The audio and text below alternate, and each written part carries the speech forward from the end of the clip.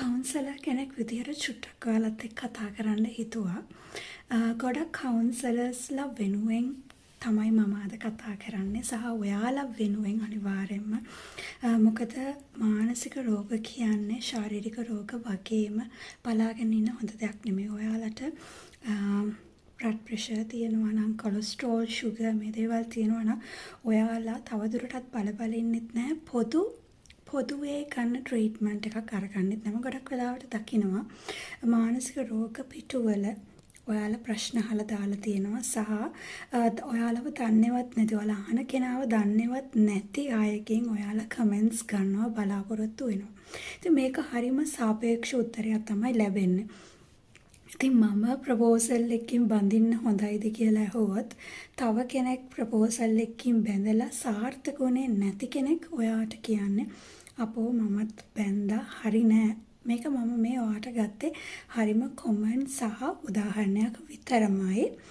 ඉතින් ගොඩාක් වෙලාවට අනිත් කෙනාගෙන් ඒ ලැබෙන ප්‍රතිචාරයෙන් අපේ මනස විකෘති වෙන්න පුළුවන්, ව්‍යාකූල වෙන්න පුළුවන් සහ කිසිම කෙනෙක් මේ ලෝකේ සමාන නෑ. අපිට උදාහරණ ගන්න පුළුවන්, තමයි ඉන්ෆ්ලුවන්ස් ගන්න පුළුවන්, එක්සැම්පල්ස් ගන්න පුළුවන්. හැබැයි කාගේවත් ස්ටෝරි එක හා සමාන වෙන්නේ නෑ කොයි වෙලේකවත්. ඔයාට ප්‍රපෝසල් එක වැරදුනා කියලා තව කෙනෙකුට වරදින්නේ නැහැ. ඔයාට ලව් මැරේජ් එකට ගියා කියලා තව කෙනෙක්ට ඒකම වෙන්නේ නැහැ. ඔයාගේ අම්මා ටොක්සික් වෙන්නේ නැති, හැබැයි අනිත් කෙනාගේ අම්මා ටොක්සික් වෙන්නේ නැහැ.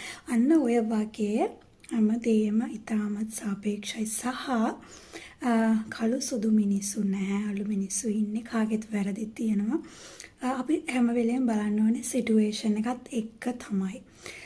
මොකද ගොඩක් වෙලාවට අපිට වුණාම දෙයක් අපි සිටුේෂන් එකට ඇප්ලයි කරාට තව කෙනෙක්ට අපි එක සිටුේෂනල් විදිහට කරන් ගන්නේ නැහැ. හිතනවා පාර යනවා කියලා පහු කරගෙන වාහනයක් කරන හෝන් ගාගෙන චුටක් කලබලකාරී විදිහට යනවා.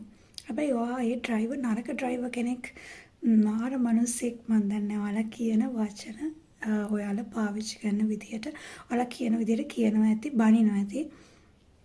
හැබැයි අපිට වුණාම අපි පහු කරගෙන හෝන් ගාගෙන අනේ බලන්න මට යන්නවත් දෙන්නේ නැහැ, මට හොඳටම වෙලා කියලා තියෙන අමාරු ලෙඩෙක් ඉන්න. අපි මොකද අපි ඒ හේතුව දන්නවා. එහෙම නේද?